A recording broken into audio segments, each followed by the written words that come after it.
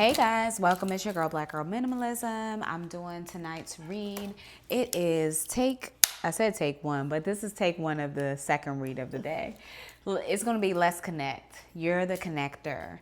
And we're going to be utilizing the Neoteric Feminine Guidebook deck. You guys, I found it in the midst of a suitcase. Oh my gosh.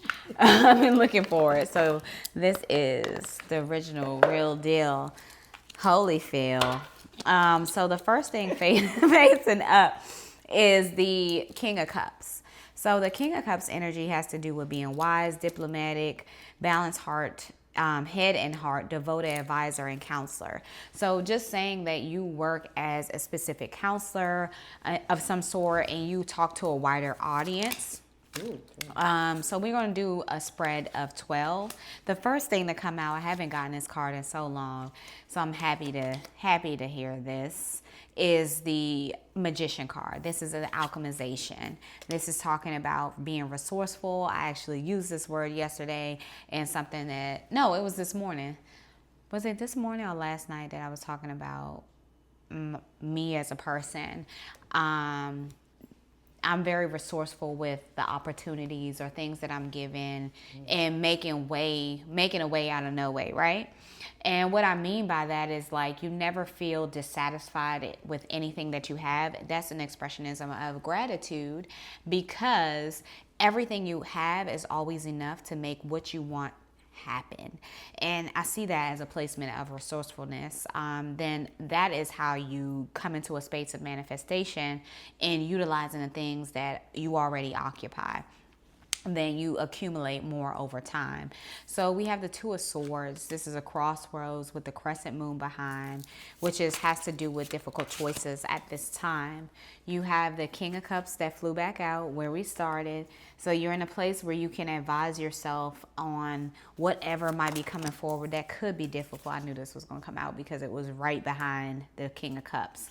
You're in a Ten of Cups energy coming forward, which has to do with a full fulfillment, full happiness in your space, homecomings, fulfillment, emotional stability, security. Star card. Literally, I'm shuffling, but it's coming out.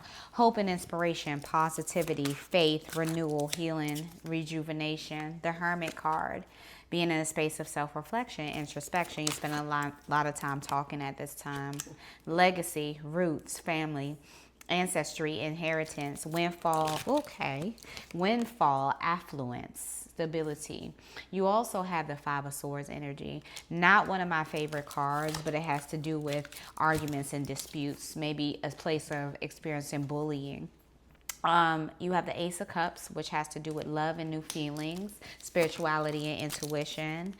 All right, so we have the Five of Wands. This has to do with clashes of egos coming forth. So that could be something that you could be need to be aware of in regards to what could be trying to come towards you. The Queen of Wands. This is being in a place of feeling confident, self-assured, vivacious, optimistic. This card is also indicative. I think I see this as a Leo card. So maybe that might be significant of an energy to kind of be aware of. Ten of Swords energy, feeling a place of victimization or betrayal. So you have 1, 2, 3, 4, 5, 6, 7, 8, 9, 10, 11, 12. That's facing up.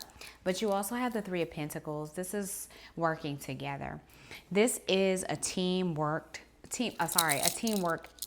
energy that talks about shared goals and collaboration, apprenticeship, effort, and pooling energy. You're pulling from all ends to bring in everything.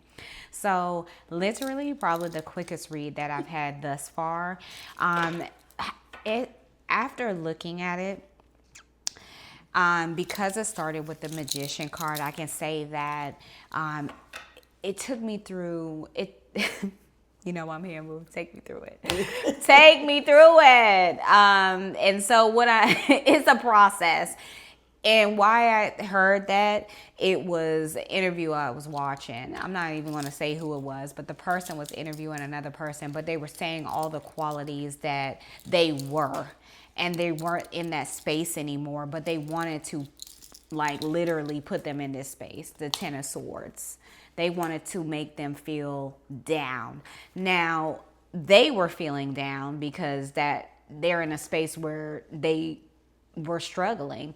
And so they're inviting someone in their creative platform and asking them about themselves. But throughout asking them about themselves, they wanted to put them down. And I feel like it was just one of the most like actually disgusting kind of approaches to telling somebody, I love what you're doing, but before I say I love what you're doing, I'm going to take you through it.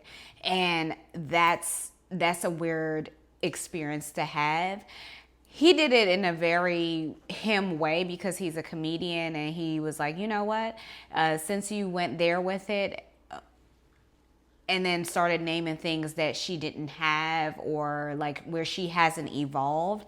And she was like, oh, cut the cameras. And I really feel like sometimes you have to meet some of that energy with, you know, what they wanted to be met with. But then like, then you come out of it and you recognize like maybe I didn't need to go there with it because that person obviously needs help. So I think, you know, I didn't mean to go through the whole storytelling, but that's how I see it here. I feel like you're alchemizing, you're taking what you experience and alchemizing in a place where it's taking you back to, like, remember, we got the star card, and also the Queen of Swords energy where you're feeling very confident. So you should never go away from that. Also being aware of this trickery energy at this time. Let me see where we're at. 5 of Cups, loss and grief, right? So you experienced a lot. 6 of Pentacles came forward. Knight of Swords came forward. And then Temperance card came forward. And you know, that is Sagittarius Earth Angel energy. So it's balance, peace, patience, moderation, and calm. So, okay, let's just see where that comes. What comes after that. What comes after that is a 7 of Pentacles. This is maybe alchemizing on your financial abundance, harvest, rewards, perseverance, patience, planning, and progress. But what's facing up is this, the High Priestess. So understanding that, you know, how you're connecting at this time is understanding your journey.